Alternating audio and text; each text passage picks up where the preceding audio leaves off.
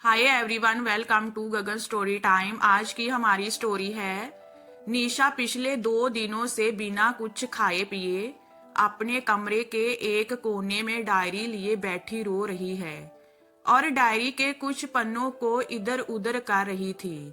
Chocolate के खाली पैकेटों को देखती जो उसे राघव ने दिए थे।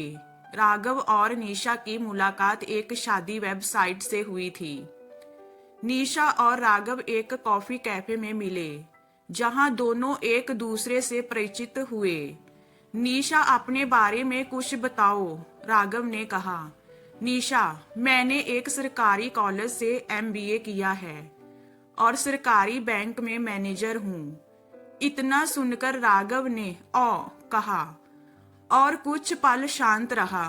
फिर उसने बताया, मैंने अमेरिका से पढ़ाई की है और वहीं एक सॉफ्टवेयर कंपनी में सॉफ्टवेयर डिजाइनर हूँ। सोच रहा हूँ कि शादी के बाद माँ पापा के साथ वहीं सेटल हो जाऊं। निशा, लेकिन तुमने तो अपने बायोडाटा में इस चीज का जिक्र नहीं किया कि तुम अमेरिका में रहते हो। राघव, हाँ, मैं नहीं चाहता कि जो लड़की मुझसे शादी करे वो सिर्फ इसीलिए करे कि मैं फॉरेन कंट्री में रहता हूँ, अच्छा खासा कमाता हूँ। मुझसे शादी करने वाली लड़की मुझसे प्यार करे, ना कि मेरे धन दौलत से। निशा सभी बातों को सुनती है, फिर सोचती है कि राघव कहीं उसे बेवकूफ तो नहीं बना रहा, जहाँ उसे धोखा देने के लिए लंबी लंबी फेंक रहा है। इन सब बातों को सोचती हुई निशा राघव से दोस्ती कर लेती है और वो दोनों उसी कैफे पर कभी कभी मिलने लगे।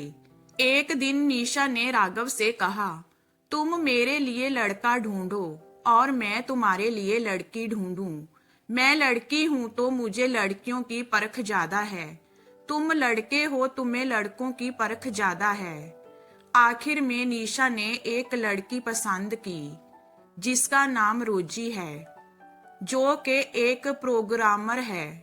राघव और रोजी एक दूसरे को पसंद करने लगे। राघव कुछ काम से 1 महीने के लिए कनाडा चला जाता है।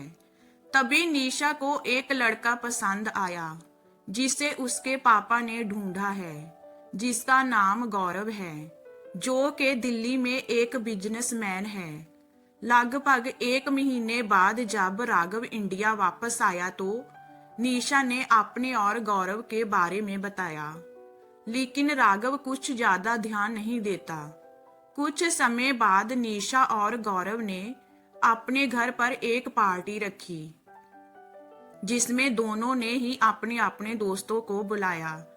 उस पार्टी में राघव भी गया जहां उसे निशा ने गौरव से मिलवाया।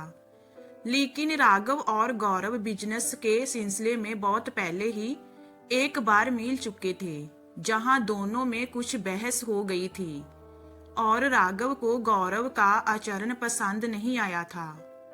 राघव सोचता है कि वह गौरव के बारे में निशा को सब कुछ बता दे, लेकिन वह देखता है कि निशा और गौरव बहुत कम समय में एक दूसरे से बहुत घुल मिल गए हैं। वह ये सब देखकर शांत हो जाता है। जब राघव पार्टी से घर आया तो हिम्मत करके निशा को फोन करता है और उससे गौरव के बारे में सब बताता है। पर निशा उस समय तक गौरव के प्यार में अंधी हो चुकी थी। वह राघव की एक नहीं सुनती है। वह उसे बुरा भला कहती है, खरी खोटी सुनाती है और कहती है, आज के बाद फोन ना करना। राघव बेचारा उस रात दिल पर पत्थर रखकर सो जाता है और तकरीबन 4-5 महीने बाद राघव और रोजी की शादी हो जाती है और वह फैमिली सहित अमेरिका चले जाते हैं। लेकिन इस सब चीज की खबर निशा को ना थी। उधर निशा और गौरव भी शादी कर लेते हैं। निशा और गौरव 1-2 साल खुशी से रहते हैं।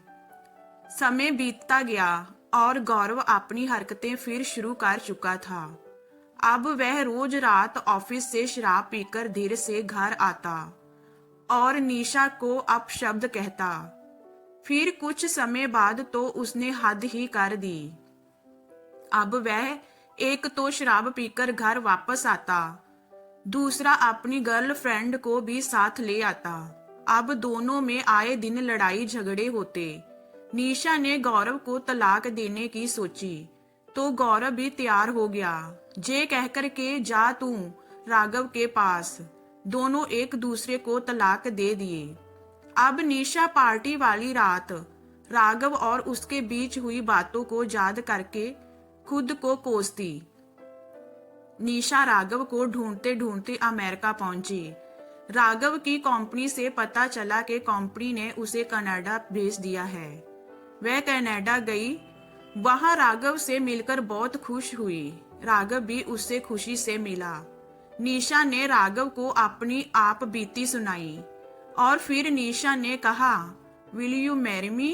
वह इतना ही कह पाई, तभी राघव का बेटा तरुण जो 3 साल का था वहां उसे पापा पापा कहते कहते पहुंच गया। निशा इतना सुनकर बिना कुछ कहे बिना जवाब मांगे इंडिया वापस लौट आई। तो ये हमारी स्टोरी आपको कैसी लगी हमें कमेंट में बताइए। लाइक कीजिए, शेयर कीजिए एंड वॉचिंग के लिए थैंक यू।